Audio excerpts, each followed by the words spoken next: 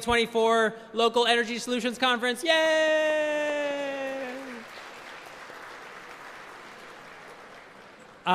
This conference has been growing year over year. It's really exciting to see so many folks signing up. It was also really cool. We reconfigured the space so that we could fit more attendees, and it was nice to not have the problem of selling out and turning people away at the door this year. So appreciate that everybody was able to be here and join us for a very busy time. Hopefully we'll give you something that feels a little more wholesome than a stomach full of candy and less stressful than a presidential election today. Before we dive in, I just want to take a couple of moments to express gratitude to all the people who make today possible. For starters, I just want to thank all of our members. Many of you are members. If you're a member of Clean Energy New Hampshire, either your business, you individually, or your community, if you could raise your hand. For those who are not raising your hand, it is our members that make the work of this organization possible. Please do consider becoming a Clean Energy New Hampshire member and supporting the work that we're doing. I would also like to thank the Clean Energy New Hampshire staff, and particularly the operations team, who have made today as professional and as seamless as it is, and make it so that I can just show up and make it happen. So a big round of applause to the staff.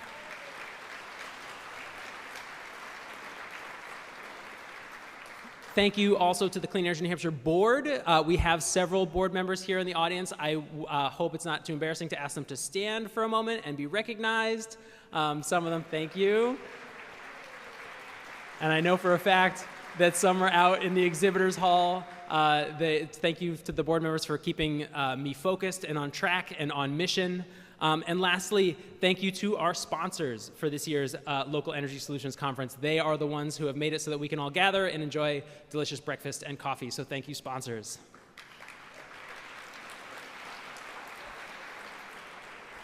And most importantly, I'd like to thank the premier sponsors of this event, which are jointly the Community Power Coalition of New Hampshire and Calpine Community Energy. So without further ado, I'm going to invite up Brian Calnan and Josh Brock of the Community Power Coalition. Josh first? Brian first? Okay.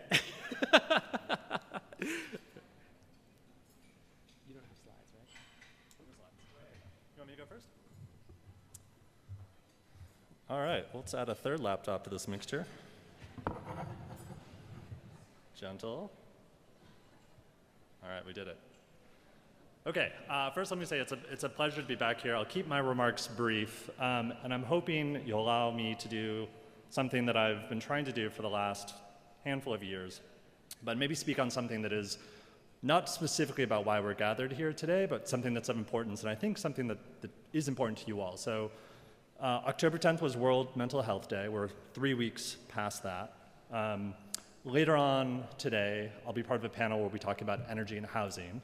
And I'll give you a quick sneak preview. I grew up on the edges. I was homeless for a portion of my life.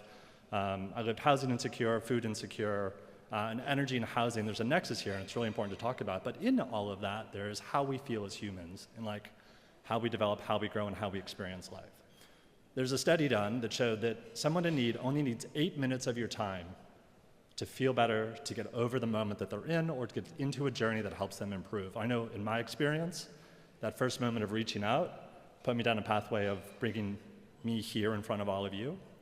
So if not now, at some point today, I would just ask all of you just to take a moment, take your phone out, send a message to someone you care about, someone that may be struggling, someone that just needs a voice and say, I love you, I care about you, you mean something to me, you matter to me. Whatever your message is, if nothing else, they will feel better. That's the worst possible thing that happens with that message.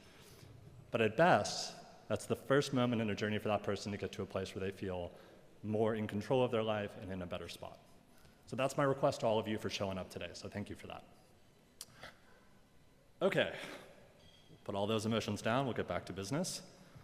Okay, so I said I'd keep my remarks brief. This will only be a couple minutes, but I'd like to just acknowledge here, so the pace of change across the energy landscape has been tremendous. And I think this is my third year showing up here, and I think like many of you, this is something we do this on a regular basis. We go to these conferences, we hear about what's happening, we talk about the important things that are going on in the industry, and every year I'm inspired by what's happening. The pace of change is significant, and for a space, energy, which has at such a glacial pace adjusted over the last 100 years, we find ourselves in an environment where the pace of change is now dynamic, where things that we assumed to be true turned out to be wrong, but always in the best of cases. We thought that energy transition wouldn't happen as quick as it is, but now it's moving faster. We thought that renewables wouldn't come onto the grid as fast as they are, but now it's accelerating. And now we're seeing opportunities for not just large infrastructure to be a part of this space, but for all of us as individuals to now be active participants in the grid. And we can talk more about that, but I think it's just important to acknowledge that that's an amazing thing that's happening, and all of us in this room are helping to solve for that. And also importantly, it's in places like this where we get together to collaborate, to share, to inspire, that's where the next chapter of these opportunities happen. And if we look locally here in New Hampshire, I think we'll have the opportunity to hear from Brian shortly, but significant and profound impacts are happening. The amount of savings that consumers are seeing, the improvement in consumer protections, the types of services and programs that are coming to our communities, because we have community power, is profound, it's significant, and it's changing the environment and the landscape that we operate in. Nationwide, if we just look across what's happening, there was a study of the last 10 years of community power in California that showed that agencies, the CPAs in California, have saved $2 billion over the course of the last 10 years, in comparison to the default service provider. In Appalachia, communities were built to provide coal to power our industries and to power our economic futures. They're now signing and executing 100% renewable deals on behalf of their communities, because not only is it more affordable for them, but it speaks to what their communities want. We're also seeing huge investments, new steel in the ground, infrastructure that's being built because CPAs are signing those deals, because they are off-takers for that energy, because they are responding to the needs of their communities. We've seen over 13 gigawatts of new steel in the ground construction, geothermal, solar, wind, biomass, energy storage, and interesting and innovative new technologies. There's a project that's compressed air storage, right, that's being put into an old natural gas, underground natural gas extraction site to now provide clean energy onto the grid. And I think I'm really excited to hear what Brian's going to share and the great things that are happening at CPC-NH. And I think this really speaks to one of the most important things that I'm here to say today, which is one of the most important things that we've realized is that when we put communities in control, when they're a part of the value stream, when they are there to speak up on behalf of their residents and their businesses, great things happen. By being in that value stream and articulating what those communities want, we're seeing significant changes, and those jobs are coming into those local communities, those projects are getting built to benefit those communities, and there's money going back to those residents, both in the forms of bill savings, but also in terms of a more economic and resilient future that they can benefit from. Okay, and lastly, and I'd like to just take a moment for our colleagues at Eversource, Liberty, Unitil, and the New Hampshire Electric Cooperative. If you're here today, I didn't ask you for this yet, but if you could stand up just for a moment, I'd like to just honor and celebrate all of you. The work you've done to make this happen, the partnership and collaboration that you've delivered to all of us here is amazing. We would not be here without you.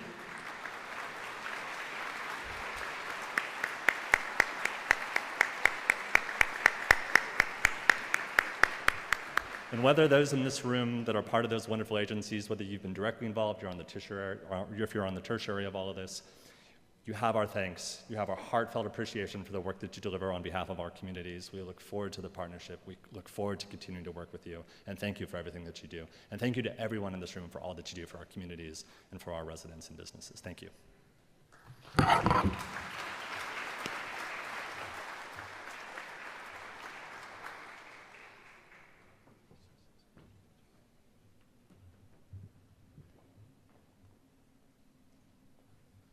There we go.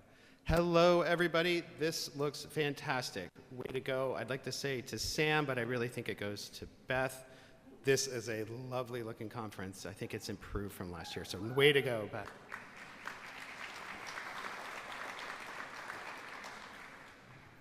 So community power. I will be brief as well so we can move on to the keynote speaker. But we're a Community Power Coalition of New Hampshire, community-governed nonprofit power agency. Just some quick stats. We were incorporated in October of 2021, started serving folks. I'd love to turn that to May 2023, but the very end of 2023. 68 members now, representing almost 40% of the New Hampshire population. That's a pretty big increase from a little over 16 months. And we've been able to save $16 million in customer savings. That's real savings for communities. We are now the second largest electric supplier in New Hampshire. Oops, I skipped a slide. I was looking at the wrong one, sorry. But we have room to grow. This is us. See all the towns on the side? What I love about this slide is the font has to keep getting a little bit smaller as we add more folks. But we have room to go. We've helped our communities with lower cost power, but our communities are looking to have new generation built in our state, or in New England at least, new local generation. New Hampshire right now ranks last when we look at installed PV by population. And I'm pretty sure New Hampshire doesn't want to have last anything related to New Hampshire, if I know this state pretty well. We don't need to be last. We can do a little bit better. Bringing those investment capital to this state, new development and maintenance jobs, and just the benefits of local generation as it helps, helps strengthen our distribution system. So how can we help try to do that? We had a great webinar, which Clean Energy New Hampshire helped with yesterday. I really appreciate that. Many of you attended. There was 100 folks on there, which was great. But we think we can help by trying to get 100 megawatts contracted for by 2030. I'd love to say built by 2030, but contracted for is what we'll do. We can help by doing that we can help stabilize our default service rates. We can help bring in local community projects because we have renewable energy rates that require renewability. Let's do that with local projects. Let's insulate our communities from price shocks, from fuel issues that happen out in the world. And our communities are looking to meet their own energy goals, and this will help us get there. There's more on this at a panel a little bit later. Please find out, look for Mark Bollinger, who at 1:15 will be doing a panel to talk a little bit more about this project. And then also talk about some of the hurdles that we've seen out there and how we can actually move towards a market for optimizing distributed energy resources, led by Dina, with Clifton being on the panel. So I hope you're able to attend one of those. I know that they're the same time. Split yourself up somehow. But we really appreciate it if you would learn a little bit more about that. Thanks very much. I think we'll turn it over to Sam.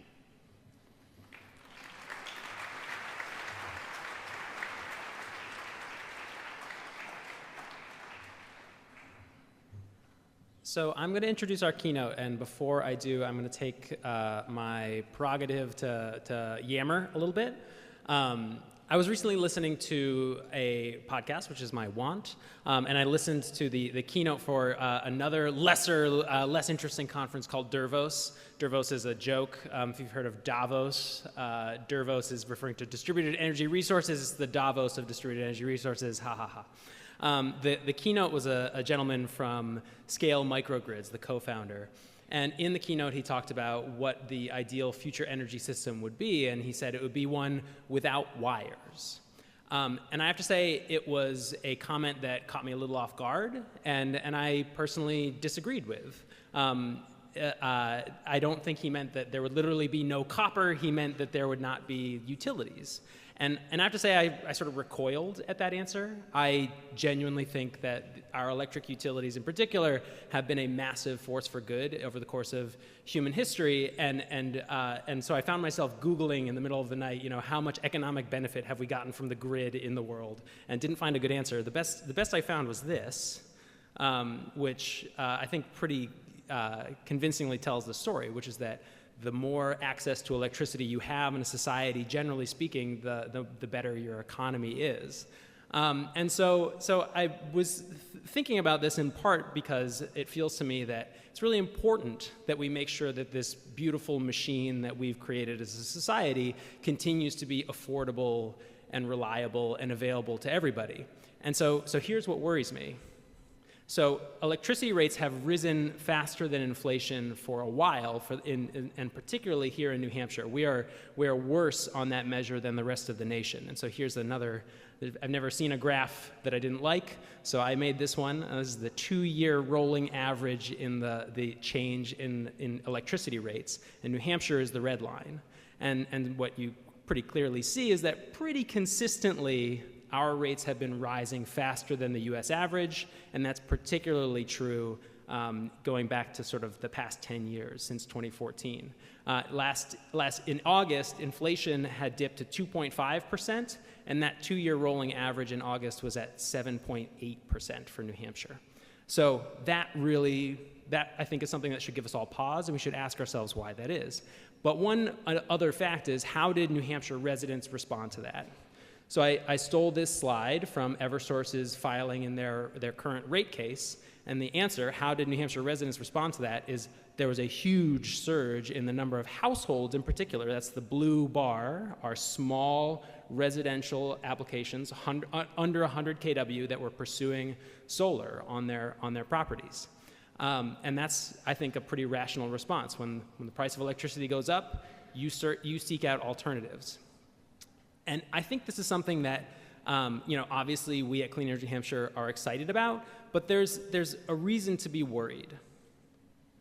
So I've never seen a graph I didn't like.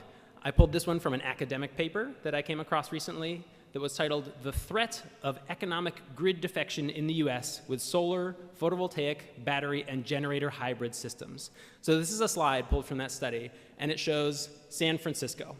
And essentially, when the black line crosses the axis there in the middle, that's the point at which it is cheaper to get yourself solar, batteries, and a generator than to keep pulling grid power. That's the point at which people start to cut the cord. And I think that's something that realistically we should be seeking to avoid. The thing that shocks me about the paper is that it wasn't just really high electricity rate jurisdictions like California, but New Hampshire was in there as well. This is the same graph, but for Concord. The lines don't cross here in Concord, which I think is good, but Concord was listed in the marginal grid defection category, which again is something that I think should worry us. We have built this beautiful machine that delivers huge amounts of economic and societal benefit to us, and I think we do not want to find ourselves in a world in which people are economically incentivized to cut the cord, and that is where I think we're seeing ourselves push towards increasingly.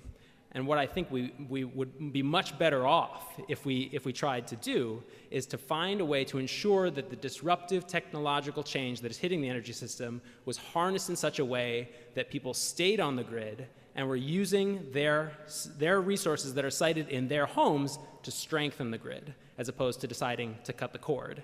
And that, I think, is the overall collective task that all of us here in this room have, and what I hope that we're going to talk about and think about today. How is it that we can keep the 16,000 plus people in the state of New Hampshire who have already invested in their own generation? How do we keep them invested in the rest of society, as opposed to cutting the cord and becoming their own little island unto themselves? So my thought on this is that to get there, we need regulatory reform. We need a new set of incentives for our electric utilities that get them just as bought into that vision as we are. And so I will say that somewhat provocatively, that is what the keynote of this conference will be, is Ari Peskoe speaking to some of those regulatory structures that are not serving us as a society. Ari Peskoe is the director of the Electricity Law Initiative at the Harvard Law School of Environmental and Energy. I'm going to try that again. is the director of the Electricity Law Initiative at the Harvard Law School Environmental and Energy Law Program. He has written extensively about regulation of the U.S. power sector on issues ranging from the constitutional challenges to state energy laws to interstate transmission development. Prior to the Environmental and Energy Law Program, Ari was an associate at a law firm in Washington, D.C., where he litigated before the Federal Energy Regulatory Commission about the Western energy crisis. He received his J.D. from the Harvard Law School and graduated from the University of Pennsylvania with degrees in electrical engineering and business. Ari Peskoe.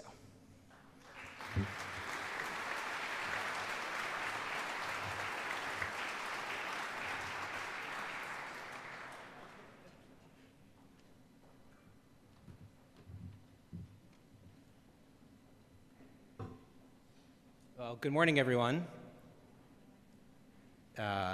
Thank you, Sam, and your team for inviting me to speak here today. Really appreciate the opportunity to come to New Hampshire. Nope, that's the title of my talk. Let's get into it. All right, so on April 18th, 1977, President Jimmy Carter addressed the nation. He opened his address by saying, quote, "Tonight, I want to have an unpleasant talk with you." The speech featured the more famous line, "Our decision about energy will test the character of the American people and the ability of the President and the Congress to govern this nation. The difficult effort will be the moral equivalent of war, except we will be uniting our efforts to build and not to destroy." President Carter was trying to articulate a vision for our nation's energy policy. His premise was that the U.S. was running out of oil and gas, and we had to act quickly to avoid relying on foreign nations for energy. It turns out this factual premise was wrong, but also kind of right. We're not running out of oil and gas, but we do need to figure out how to use less of it as quickly as we can. His efforts, and this speech in particular, are somewhat of a cautionary tale in hindsight. In some ways, this speech is Exhibit A in why he was a one-term president. Nonetheless, if you go back and look at that speech, and I recommend that you do, he articulated principles that I think still resonate today and are still valid. But most importantly, the thing that he had was vision. And I think our nation right now doesn't really have vision on energy policy, and I'm not sure if we have any principles either. New England does have a vision, or at least 5/6 of New England has a vision, and it's decarbonization by 2050. About 4 years ago, the states got together through the New England States Committee on Electricity, or NESCO. All states were part of this, and they developed a vision statement for the next 30 years. And if I could distill it in a few principles, it would be a recommitment to regionalization, to working together, and a need to reform interstate markets and interstate transmission development so they align with decarbonization. The final piece of NESCO's vision was about governance. That is, the structures and processes that actually set those market and transmission rules that will align with decarbonization. States naturally thought they, of course, should have a larger role in setting the rules. There's a missing piece, though, I think, to what the states articulated, and that is utility regulation. No one wants to talk about it, even at conferences like this. So in that sense, I'm about to give an unpleasant talk. But I think utility regulation, utility circumvention, and utility minimization are key principles that I think will help New England achieve its long-term vision. The other quote here is from a piece by journalist Rob Meyer from The Atlantic, which I also highly recommend. And the piece starts out by saying, quote, "A terrible thing happened to me recently. I started to care about electricity transmission policy."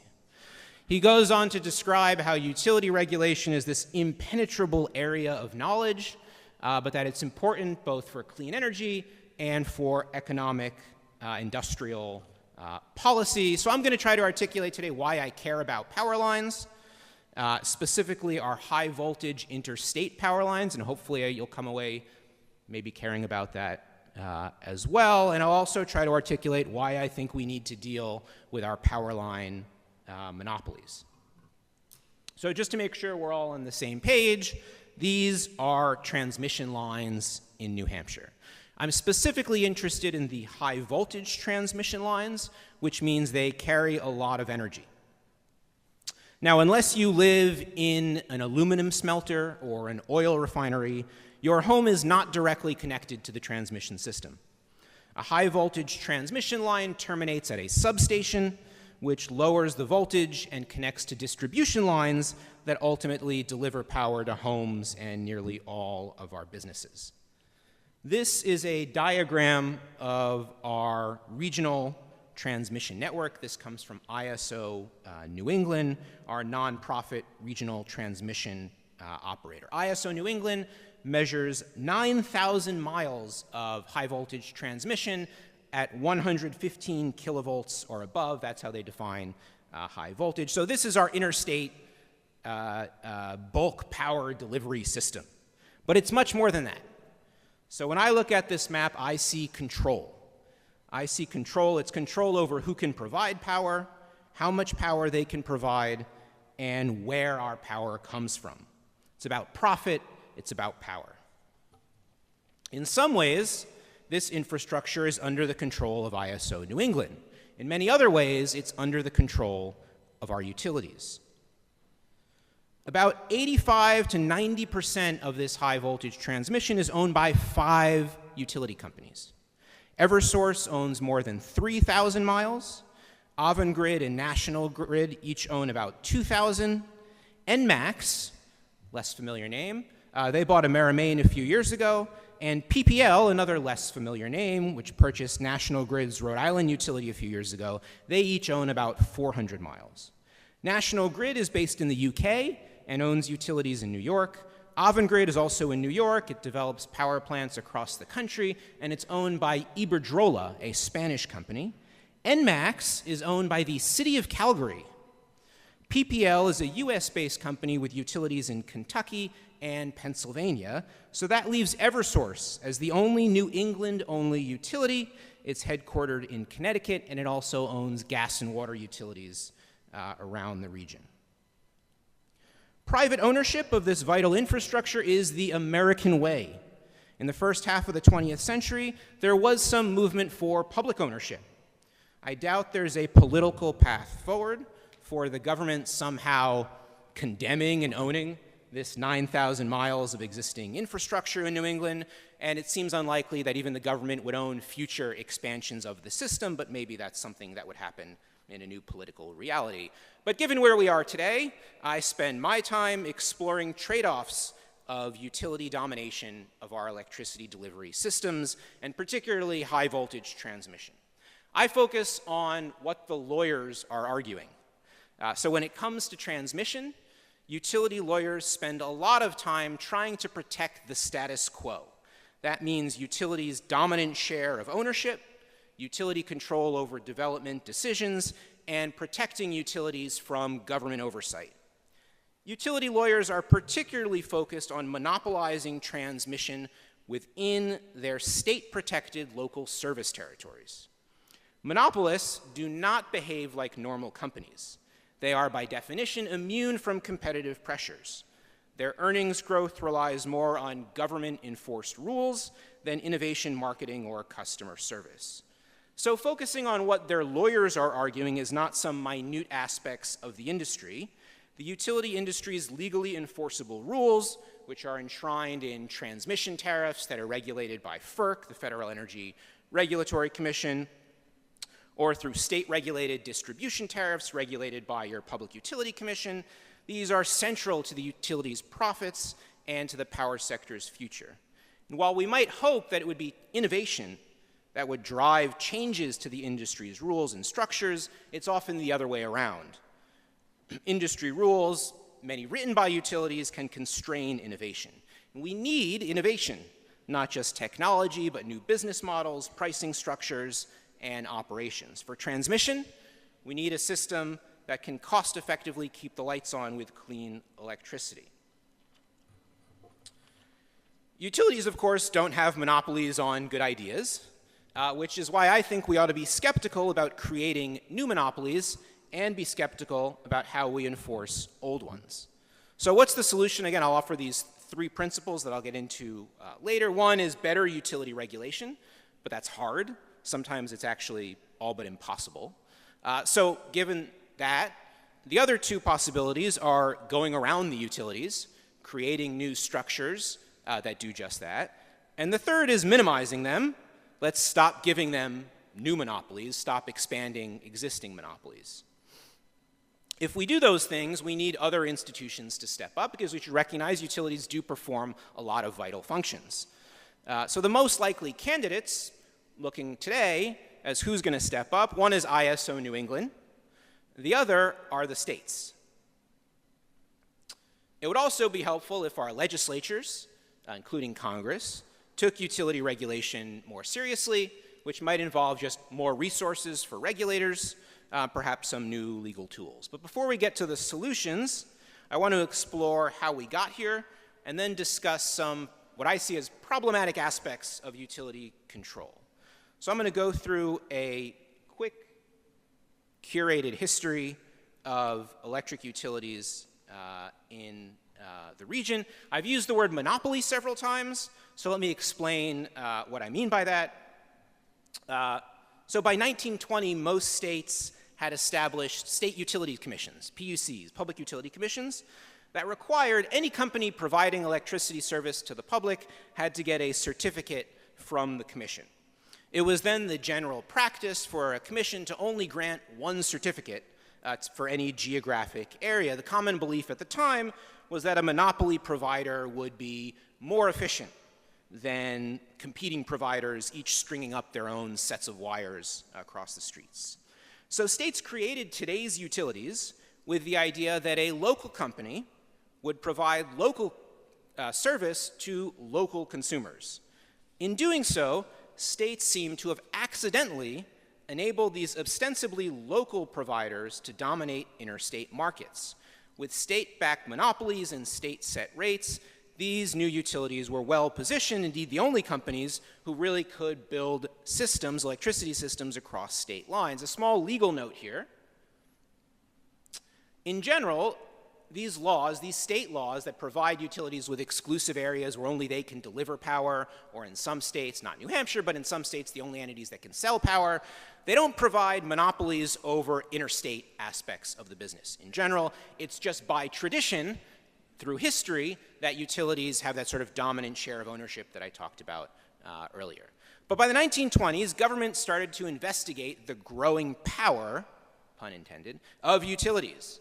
So in 1930, Frank Comerford, president of the largest regional utility company, told the Massachusetts legislature, quote, "A few weeks ago, our generating station at Providence had an accident and dropped 50,000 kilowatts of load in less than 2 minutes. One of our water power stations at Bellows Falls, Vermont, over 100 miles away, automatically opened up the water wheels, so no customer lost service." He then concluded, without a holding company, these developments would be impossible legally, economically, and financially. In other words, having one company own all of the power generating and delivery assets was then, he believed, or he told the legislature, the only feasible way to keep the system reliable. Again, according to the president of one such company. That wasn't entirely true. This is the, quote, big board at a dispatching station in Millbury, Massachusetts in 1930. It not only tracks switches within the company's system, but also to utilities in New York and across New England. There's a long history of trade among the region's largest utilities. But there's a problem here for utilities and for us. Utilities are not rewarded financially for providing the most cost-effective service. Utilities make money by building stuff. The more they build, the more money they make. So utilities have to balance regional efficiencies that benefit consumers against their own profits that accrue to their shareholders and, these days, their executives. Utility contracts with each other, that is utility-utility agreements, were also a means to gain control over a regional power system. Large investor-owned utilities, or IOUs, might, for instance, set favorable terms for each other, but not provide the same terms for smaller utilities, such as municipally owned utilities or cooperatively owned utilities. But fast forward a little bit, in the wake of the 1965 Northeast blackout, New England's utilities started discussing better coordination among themselves. After all, if they couldn't keep the lights on, who knows what government might do to them and their monopoly privileges and government-backed revenues. So better to set the terms themselves of new regional alliances, advertised as enhancing reliability, than wait for the government to impose its own solution. So after 5 years of negotiations, the utilities launched a centralized control center that they called the New England Power Exchange, or NEPEX, located in West Springfield. Here we have another big board, I assume bigger than the previous big board. And NEPEX controlled 4 satellite centers around the region, satellite control centers. Just 1 year later, in 1971, the IOUs formed what they call the New England Power Pool, also known as NEPOOL, which was a more comprehensive agreement for operating the system and planning the regional power system. But not everyone was happy. The region's municipally and cooperatively owned utilities were increasingly reliant on the IOUs. As power plants grew in size, only the largest utilities could afford to build. And this is one of my favorite charts to explain the history of the industry in this country. It shows that starting around, say, the 1940s, 50s, the average size and the maximum size of power plants grew rapidly. So this meant that a lot of small municipal utilities simply couldn't afford to finance a new power plant anymore. And so rather than trying to build a 100, 200, 300 megawatt plant, they just signed a long-term contract with their nearby investor-owned utilities. And this really created a dependency on the large utilities. So in the late 1960s, municipal utilities in New England challenged a plan by 10, yes, there were even more than 10 investor-owned utilities back then, to build Vermont Yankee and to build Maine Yankee. They argued to the Securities and Exchange Commission, which then had jurisdiction over those transactions, that the IOUs were excluding them from accessing nuclear power on reasonable terms in order to hook them on the utilities' higher cost power. Meanwhile, in a separate proceeding at FERC, the municipals challenged NEPOOL's creation, arguing that NEPOOL was a combination in restraint of trade and therefore violates antitrust law.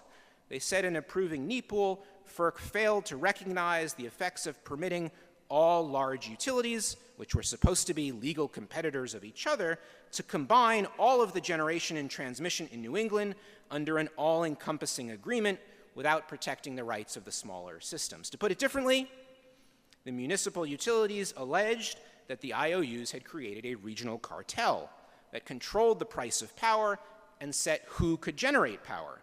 In addition, the smaller utilities in New England also successfully challenged a utility merger that would have then created a company that controlled 40% of the region's generation capacity. By the late 1970s, for reasons largely unrelated to what the municipals were trying to do, the regional power system started to open up. Changes were triggered by the industry's changing economics, which I won't get into, but I'll say they had something to do with, this is Pilgrim 2 and Pilgrim 3, neither of which were built, but cost hundreds of millions of dollars, and these were one of the factors that fundamentally changed the economics of the industry. By the 1980s, supported by Congress and many state actions, non-utility generators started to proliferate. In addition, the utilities themselves built a power line to Quebec to bring in massive amounts of energy from Canada. So the utilities began losing their dominance in power generation. The 1990s saw major reforms. Oh, I've almost caught you up. We're almost there. So the history lesson is just going to be a little bit longer. The 1990s saw major reforms. This is utility restructuring laws that happened across the region that required or incentivized utilities to divest their power plants, to sell off their power plants, and that ended the nearly century-old paradigm of financing power plants through state-set rates and putting consumers on the hook for power plant development. No longer could utilities do that. Instead, there would be a new regional market that would pay independently owned generators for energy. To make all that possible, FERC required what's called open access transmission. The legal finding that FERC had to make was that all transmission owners in the country, all of the utilities, were providing what's called unduly discriminatory service under federal law. FERC recognized that utilities had market power, and they were using that market power to prevent competition by applying onerous terms to transmission service. FERC not only ended those practices, it also ended NEPOOL and other similar utility arrangements because it found those too were unduly discriminatory. So let me stop here to note what a massive change this was for the utilities about 25 years ago. Historically, about half of their profits came from building power plants, and the other half of their profits came from building the delivery system and refurbishing the delivery system. Now, all of their profits, for the most part, were going to come from that delivery system. So this put even more emphasis on their power line monopolies. To make all this work, the utilities created ISO New England. Again, we have an even larger board now. I could not find any evidence of ISO New England calling this a big board, but it's possible that's the terminology they use. I just couldn't verify it. So ISO New England has its own organization, it has its own staff, it has its own board of directors, and its role is to administer the interstate markets, and it also has roles in planning transmission expansion, facilitating the connection of new power plants, and allowing older power plants to shut down, and a wave of investment poured into the region. By 1998, that was just a couple years after ISO New England basically was set up, there was 27 gigawatts of capacity waiting in the interconnection queue to connect to the system. Most of that did not end up being developed, but that's roughly the entire region's capacity was sort of in there to try to displace aging utility-owned generators. And there was a lot of turnover in the region. In the year 2000, we had a system that was 40% powered by coal and oil. By 2015 or so, those sources had largely gone down to something like 3%, and now they've all but disappeared. In the meantime, something else was happening to the utility industry, and that is corporate consolidation. So again, we went to a system where we had something like a dozen investor-owned utilities that own transmission, to now, again, we have just, these 5 companies. So that's the end of my brief historical overview. Thank you for your indulgence. History is fun, but why else did I bring up this history? So this is a story of local monopolists forming a regional cartel, then combining with each other to form larger monopolies, while maintaining their regional cartel, or at least trying to, on transmission. So despite restructuring, these are, in some ways, the same companies. Many of their top executives have been there since the pre-restructuring days. Joe Nolan, CEO of Eversource, joined the company in 1985. Joe Purrington, CEO of Central Maine Power, started his utility career in 1986. The chief operating officer of Rhode Island Energy began his utility career in 1986, and so on. My focus, again, though, is on what the lawyers of these companies are arguing.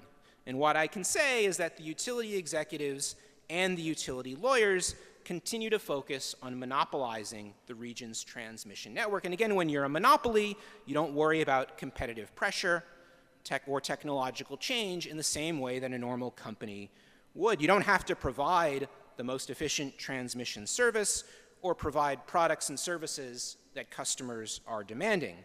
Monopolists are immune from ordinary business risks and challenges. And if you're a monopolist, you focus on maintaining your monopoly. And you do that not through excellent performance and by earning it, but by ensuring you're protected by rules and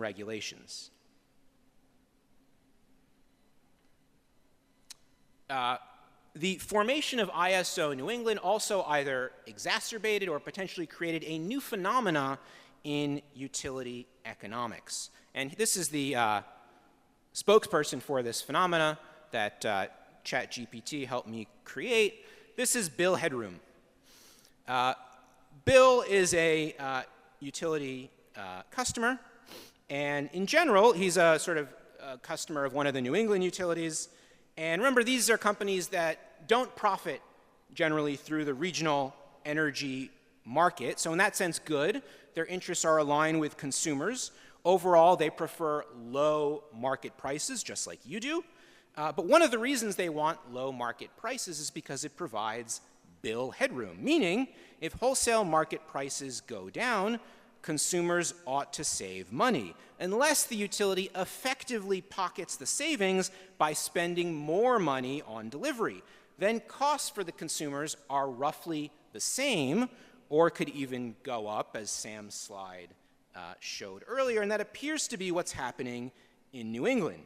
Here's how it works. So the creation of ISO New England entailed bargaining among the utilities, between them, and other industry stakeholders and regulators. As part of that process, utilities insisted on certain rights, responsibilities, and roles. A nascent ISO New England was not well positioned to insist otherwise, and it relied on the utilities for certain core functions. For instance, one of the most important things ISO New England does is plan regional transmission expansion. I'll get into that a little more in a few minutes.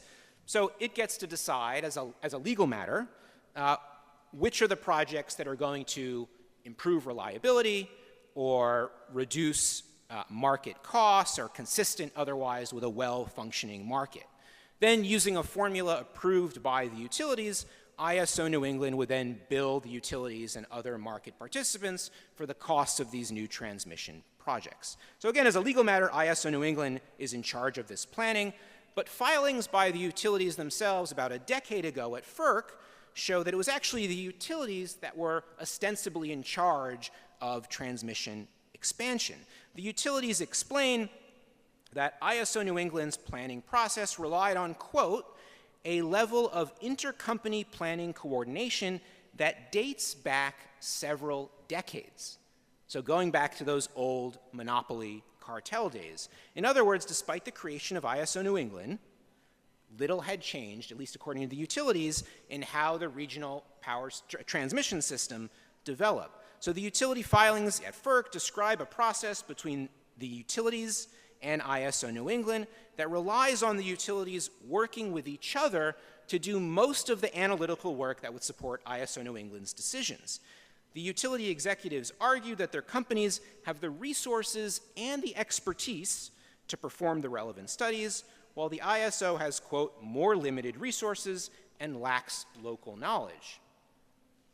Only after the utilities, quote, shared their work with each other in a process of collaboration both among the utilities and between the utilities and the ISO did they then provide the results to everybody else.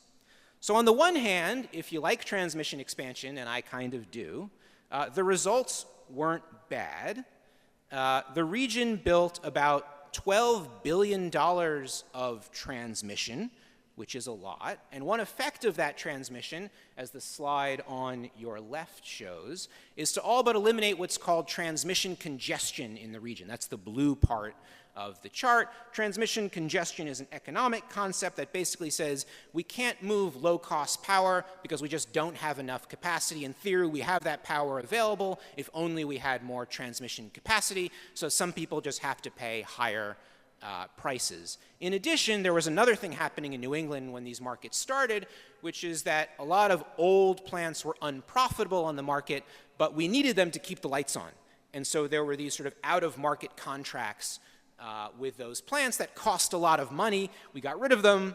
Now they're kind of back, but we got rid of them for a while, and so transmission expansion is just part of that story. There are other things going on there as well, but the bottom line is that if you look at overall costs of ISO New England's market, they, for the most part, were reasonable. They were low for several years anyway. And a new study, not new, about a year or so ago, commissioned by a company called NRG, showed that what actually happened over this decade-long period is that the costs of power procured and capacity procured through ISO New England's market actually went down over that decade, but meanwhile the cost of delivery went up significantly. But to be fair to the utilities, that delivery cost does include regulatory programs. So for example, the costs of a state energy efficiency program or certain renewable energy programs are included in that fee as well, and they don't try to break down how much of that is just utility spending versus how much of that is state programs. But this bill headroom here theory somewhat holds up in New England. The downside about this victory over congestion is that it may have led to complacency about transmission expansion in the region, and I'm going to highlight 5 issues about sort of problems, current issues with our transmission network. Starting around 2013, new regional transmission projects had to be developed through competitive processes. This was my favorite graphic I could find illustrating business competition. So this mandate from FERC was called part of a transmission planning order called Order Number 1000, and it ended the previous regime where the utility automatically developed whatever project was planned by ISO New England that happened to traverse through its state-granted territory. The utilities uniformly opposed competition. They continue to oppose competition, but there were ways to get around competition, and the ISO New England and the utilities have exploited it perfectly. From 2013 to 2019, all 30 projects planned by ISO New England were developed through an exemption called immediate needs, and this sounds sensible. If ISO New England determines that a project is needed immediately for reliability within 3 years, then we're not going to spend the valuable months we might lose on having a competitive process. We'll just automatically delegate the utility as the developer. Again, okay, but the fact that it was used for every single project could be evidence of a broken planning process. That's the first problem. Second problem is about the costs of interconnecting new power plants to the regional transmission network. This has been well documented in popular media about the long interconnection queues, particularly affecting clean energy generators, since that's predominantly what's being built these days. These charts come from a study done by one of the national labs. When a new power plant wants to connect to the transmission system, it has to go through technical study processes administered by the ISO and the utilities. The goal here is sound. They have to make sure the system, of course, doesn't break.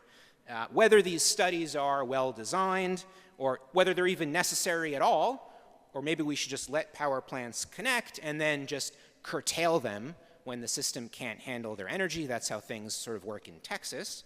But this is the system that we have, and there are 2 types of costs documented on this chart. One is called POI, or point of interconnection.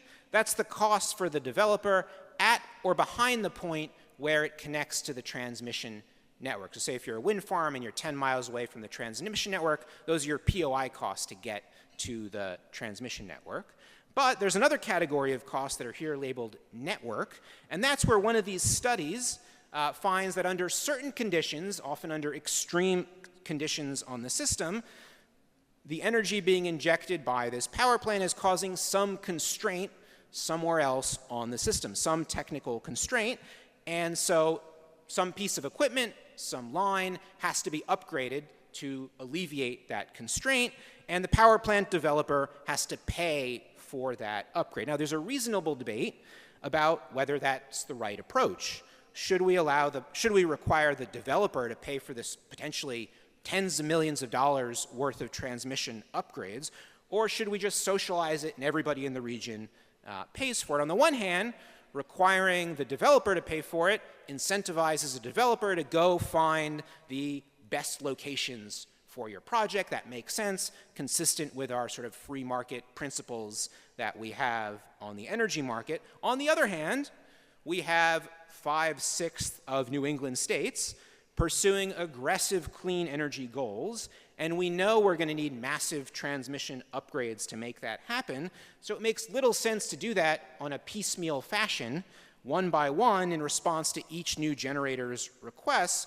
Coordination is likely more efficient, but it's not happening because ISO New England and the utilities have not been leading on this issue. There's another minute aspect, seems minute, it's not minute to clean energy developers, which is when you do need one of these upgrades, does the utility get to profit from that upgrade?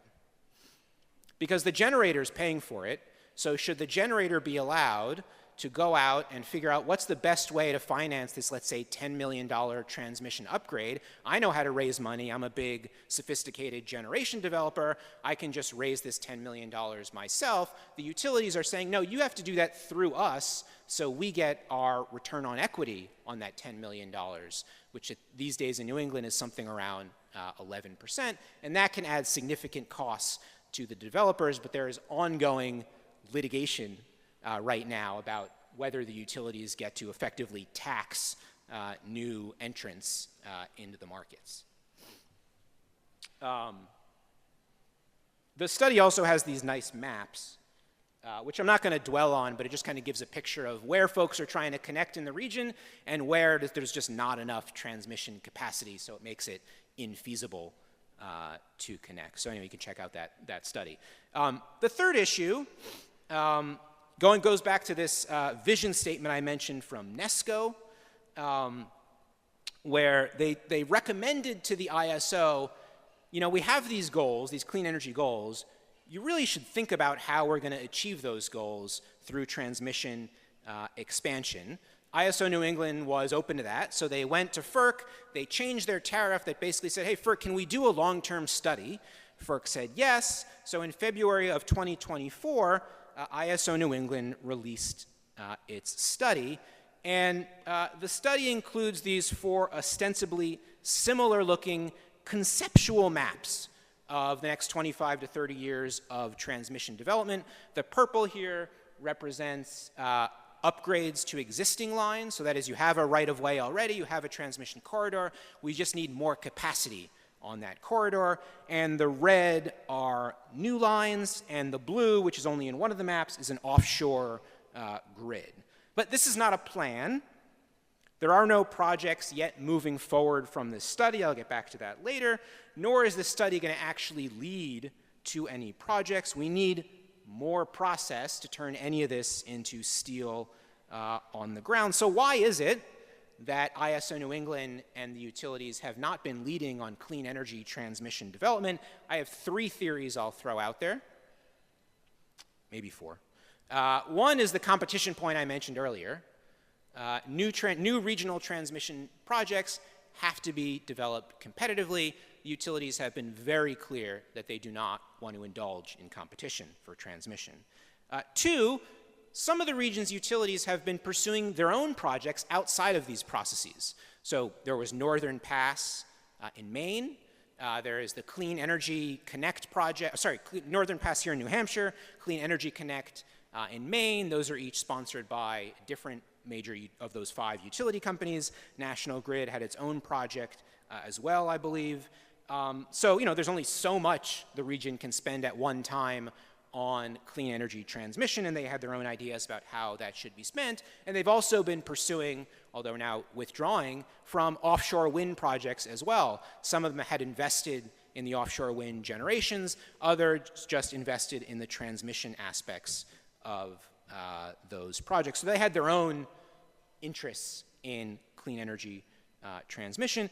And the third point, probably maybe the most important point here, is they had no incentive to try to do these projects. They make money by just spending money, and I'll come back to that in a minute. The fourth problem with our regional transmission network has to do with advanced transmission technologies. If we do build the transmission, or some of that transmission that was on one of those conceptual maps, we want to make sure it's equipped with technology that allows for real-time monitoring and backed by systems that account for actual transmission conditions and use that information in the markets and how our system is actually operated. This little attachment to a transmission wire is part of a system of sensors, communications equipment, and computer hardware and software that enable what are called dynamic line ratings. So transmission line ratings set the maximum energy transfer capability of each transmission line in the software that's used by ISO New England to dispatch power plants, to develop new transmission projects, and to interconnect new generators. A transmission line's physical capacity, like the actual amount of energy it can really move in real life, changes with temperature, wind speed, and other factors. So you can either, ISO New England can either have line ratings that account for real life, or not, it can just ignore real life. And in New England, we've been ignoring real life. That's not just in New England, that's for much of the country. We've instead just been used sort of just utility-provided figures that are indifferent to temperature, wind speed, et cetera. So a few weeks ago, FERC accepted comments on whether to require this technology. The utilities responded with skepticism. DLR, dynamic line ratings, this is low-hanging fruit. The US is generally lagging behind many other countries on this technology. There's other more advanced technologies that also hold a lot of promise. Algorithms, or I'm going to say it, artificial intelligence, could optimize network topology with remotely controlled switches. These and other tools might provide system operators with flexibility and optionality as they seek the most cost-effective means to maintain reliability amid rapidly shifting conditions due to more, in part, due to more wind and solar being on the system.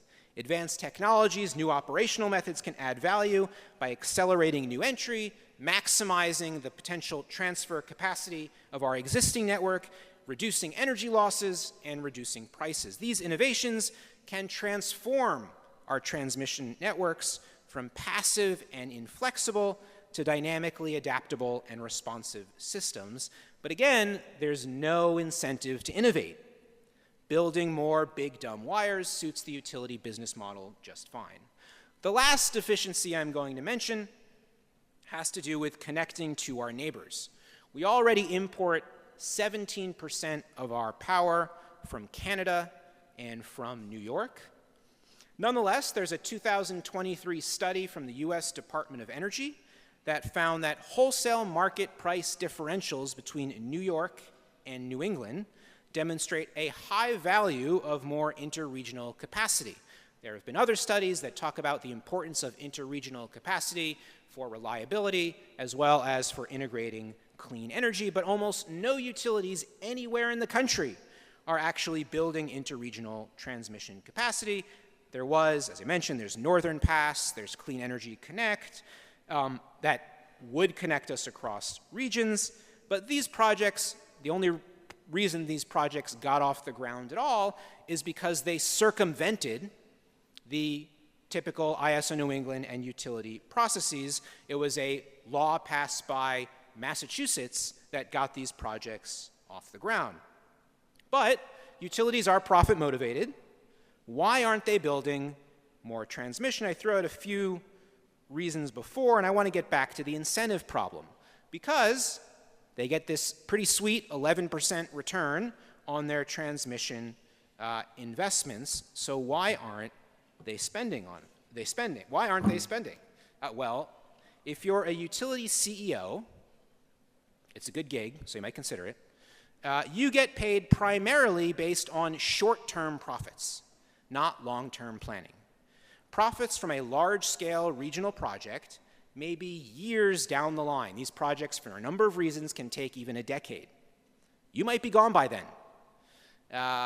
And smaller projects that are easier to execute can juice earnings more quickly, help you earn millions of dollars of bonus compensation each year. So utilities have been spending on such projects. Over the past years, utilities have spent, in New England, $3 billion on what are called asset condition projects, which rebuild existing facilities. That total is growing fast. In July 2023, Peskoe reported almost $5 billion in asset condition projects that are proposed, planned, or under construction. That was a 50% increase since just 6 months earlier. There are 3 major problems with these projects. One, since they often just rebuild existing assets, they may not get us closer to where we need to go, with an exception that I'll mention in a minute. 2, each utility goes it alone. Each utility has total and complete discretion to pick its own projects. There's no regional coordination to find efficiencies, to prioritize the best projects, to look to the future, to solicit feedback from other entities that are invested in our energy future. And third, there's no oversight. Many projects don't need state permits. Utilities can recover their costs without any demonstration to regulators that the project is needed or their spending is prudent. It's a black box. It's a blank check that just spits out a bill for ratepayers at the end of it. Letting a monopolist do what it wants is not how you regulate utilities. The poster child for asset condition projects has become Eversource's X178. This is a 50-mile project in northern New Hampshire from Campton to Whitefield. Hope I've pronounced those names correctly. That will rebuild an existing 115 kilovolt line. This is the good part about the project. It's going to slightly expand its capacity through using better conductors. Eversource estimates this project will cost $400 million, but they say it could cost as low as $300, but it also might go as high as $600. In August 2024, Nesco summarized, again, Nesco's doing a lot of work on this issue, quote, Eversource's plan, despite broad state and stakeholder discomfort and outstanding requests for information, illustrates how the lack of sufficient oversight on asset condition project pathways governing billions of dollars of spending per year is not protecting New England consumers. They went on to say, Eversource's disregard of requests for information that states believe would help assess proposals was troubling. Information should not cause fear, particularly when Eversource is free to caveat it however Eversource deems appropriate. Nesco also called out, quote, Eversource's persistence in claiming this project is cost-effective without providing the necessary cost details to allow stakeholders to ascertain the reasonableness of this statement. Citizens of Bethlehem and Easton, New Hampshire, petitioned the New Hampshire Site Evaluation Commission, which is the state transmission line permitting body, and they wanted the body to review the project. Because it's a rebuild, Eversource does not automatically have to file for a permit, but the laws allow the towns to file this petition. Eversource is opposing this review, and they also, Eversource successfully argued against interventions by our ratepayer advocates, both from Maine and New Hampshire. For more information, I'm sure our ratepayer advocate sitting in the front here would be happy to provide you with more information. The SEC has yet to rule on whether it will review this project. So getting back to my 3 principles I started with, 1, we need better utility regulation. Utilities shouldn't be able to spend perhaps $500 million without anybody looking into it. Nesco's trying to do more on this one particular area. It's trying to get the utilities to establish standards for assessing needs, for standards for transparency, for evaluating alternatives, for doing cost-benefit analysis, the sort of thing that utility, sort of bread and butter aspects of utility regulation. FERC itself has an open proceeding. It's my favorite FERC docket. So everybody write down AD 22-8. That's the docket number, so you can all go get involved. But utility regulation is hard, in part because we have these information asymmetry problems. The utility, of course, has more information than we do about its assets, about its system. These are not easy decisions, but we have to at least try. The simplest approach here, which has been proposed at FERC, is that we should just provide utilities with a lower return on these sorts of replacement projects. That changes their incentives, and let's let them sort out what to do with it. The second principle I mentioned is to minimize utilities, and we do that by stop granting them new monopolies, stop expanding their existing monopoly privileges. And I mentioned that the utility lawyers are very invested in regaining those monopoly privileges they had on transmission expansion in New England. They want to go back to a system where they automatically develop any project planned by the ISO that goes through their service territory. There are two problems with that, at least. One of them is that we then sort of effectively eliminate the possibility that another developer is going to come in with an idea for a project that meets public needs. Why would a developer participate if they're not going to get the project?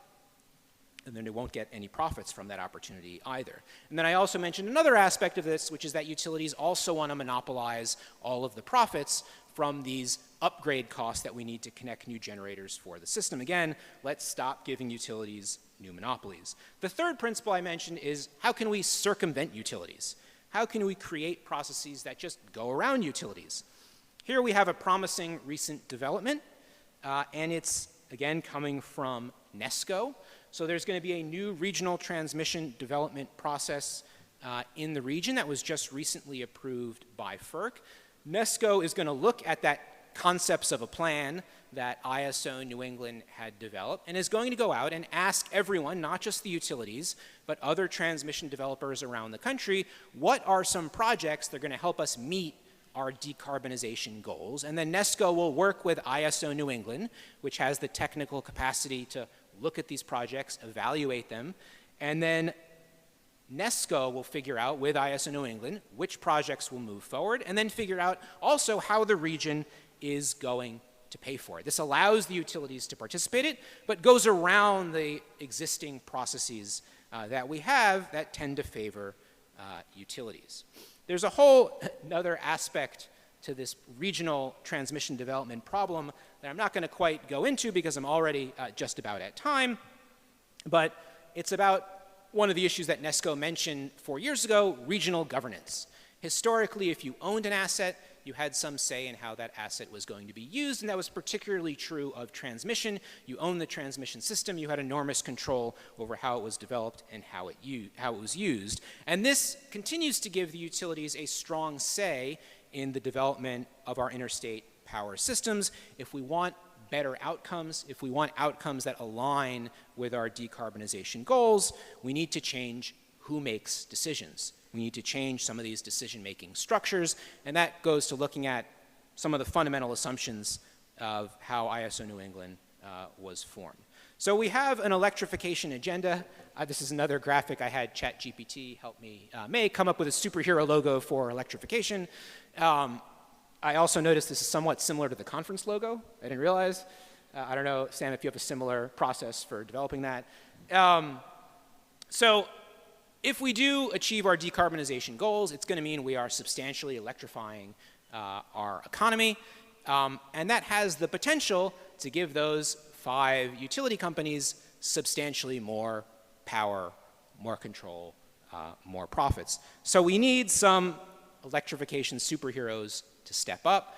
I've tried to highlight 3 parties that I think are well positioned to do that in the future. One is ISO New England, which clearly is the party with the technical expertise to help build the system, to operate markets. It, for too long, I think, has overlooked state policies, seen them as more of a nuisance than something it needs to be planning around.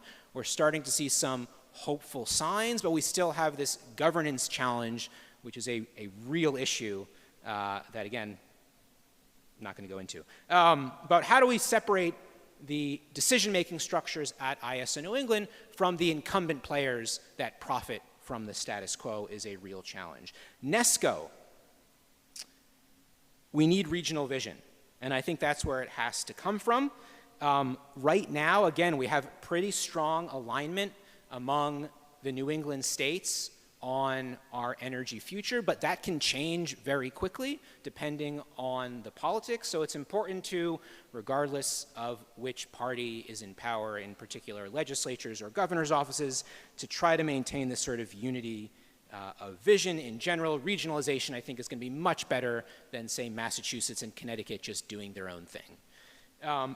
And lastly, I'll mention NECPUC, which is sort of just representative of your 6 local friendly utility commissions. Bringing this back to the theme of the conference, local energy solutions. I've talked about the monopoly problem at the bulk power level. Let me tell you, you have a similar problem at the state level as well as how the local distribution system is managed. And so we need our public utility regulators to continue to step up and just focus on doing their best job that they can. That partially, I think, means state legislators need to be providing more resources for these regulators. But I think in many states, we have an excellent team at these things. And one more thing I'll mention about local energy solutions, by the way, it is increasingly the case that if you want to connect something to the distribution system, you have to go through a transmission study process administered by the utility pursuant to ISO New England rules. So even if your vision is, I'm going to avoid all these transmission issues as much as possible, it is becoming increasingly hard to do that because of the interactions between transmission and distribution. All right, so with that, I will say thank you all for sitting here and listening to my talk. I appreciate being here, and I think there are a few minutes for questions, rants, comments, whatever. Thank you very much.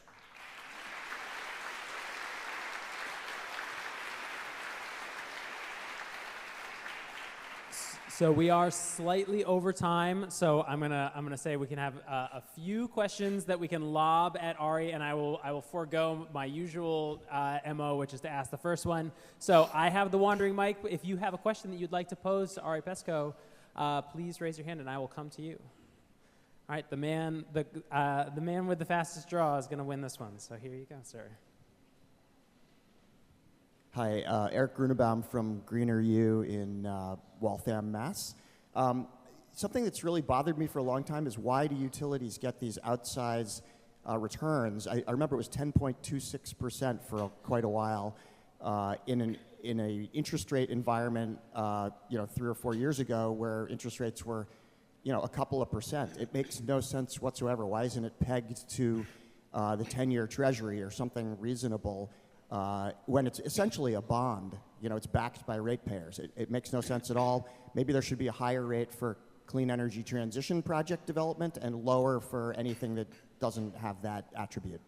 Yeah, so the legal standards for setting these returns are 100 years old, and it's really hard to change something that the Supreme Court said 100 years ago. Today, it's seemingly easier to change Supreme Court precedent. So, but that's kind of the reason. The returns are supposed to attract capital, help the utilities attract capital.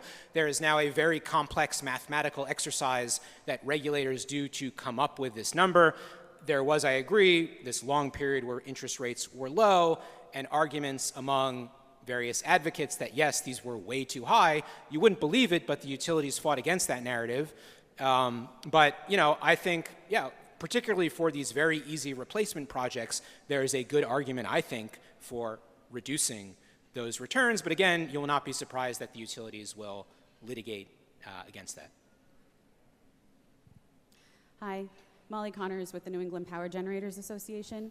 You've talked a lot about regulation. It's been enlightening. I know a lot of the people in this room are trying to build projects, and regardless of the regulation they face, communities don't necessarily feel comfortable hosting projects. And I know that's not your bailiwick, but it's a reality where regulation and reality sort of hit together. And New Hampshire's done a lot on citing the legislature passed a law this most recent session to try to streamline some of that. But in general, what have you been watching in terms of actually getting things built where people are uncomfortable having them in their communities?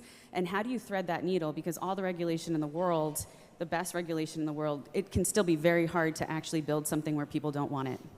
Yeah, I mean, this is a hard problem, so I definitely don't have a magical answer. I mean, I'll just throw out 2 ideas. One is that it does seem clear that when a developer tries to just sort of steamroll a community, that seems to backfire. So developers, it's still hard, so I don't have how you go outreach the community benefits agreements, et cetera, but just trying to sort of go under the radar with your project doesn't seem like a viable strategy. And then, one thing I said earlier at the beginning was just having a shared vision. So right now we just don't have a shared vision of what we're trying to do. I think this is particularly problematic for transmission lines where people just see it just going to cut through our community and not provide any benefits. I was part of a study group that sort of included people that were not just lawyers, did a lot of local interviews, and one thing that came out of that study was just maybe there's some benefit to people seeing themselves and their communities as part of something bigger. And so so even if we are going to sacrifice something locally by having something built here, it's part of something, and we're helping. And so I don't know, maybe that can play a role as well, but obviously, you're still going to have certainly some people in opposition. We're not going to win everybody over. I see a lot of parallels between what happened with AT&T, or back when they called them Ma Bell, when they made them split off the transmission from the distribution part. Do you see that as a possible alternative? Yeah, I mean, with the telecommunications industry, I think there are a couple of differences. One, there was like a federal law that kind of set in motion some of the sort of greater changes that we saw. We've never had a federal law like that since 1935 that kind of broke up some of these big interstate utility holding companies. So I don't know what's going to be the political moment in Congress to shake things up. I'm not sure. I'd love to see it happen. And then, ultimately telecommunications change because of technology, but we still, in the electricity industry, still need those wires. And so as long as we need those wires, it really gives the utilities a lot of leverage. Folks, I'm going to do one more question, and as I think I'm going to give it to the consumer advocate, as he likes to call himself. But just a reminder, sessions start at 10:45. I want to say that before everyone starts to stand up and make a lot of noise. And there is an electric school bus out front that you can take a ride in as soon as this keynote finishes. Hi, Ari. First, thank you for the shout out. Thank you for the great speech. I have a question for you. On Wednesday, I have a 3-minute audience with the board of directors of ISO New England. 3 minutes. What should I say in that 3 minutes? And in particular, what should I say about governance reform, a topic you deliberately said you didn't have time to address? Well, I'm going to push back on your question because that's the easiest way out of this one. So you're talking about the ISO New England. One criticism of ISO New England is that all their board meetings are closed-door affairs. And so ISO New England, in response to the sort of vision of the states about reform, said we're going to have an open board meeting once a year. And I went last year, and it was a show. It wasn't a real open board meeting. They weren't really making decisions. They were making presentations that were, they were good presentations about important issues, but it wasn't a decision-making meeting. So good that you're there, because good that they at least get to hear what you have to say.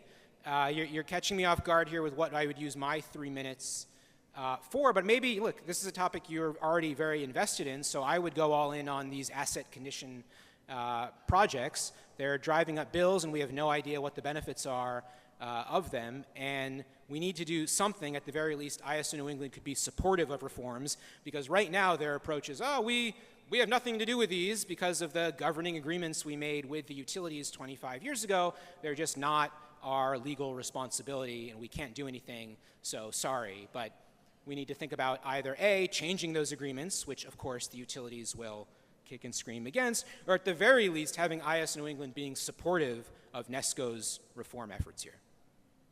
I'll let you know if I come up with anything better. Ladies and gentlemen, join me in thanking Ari Peskoe.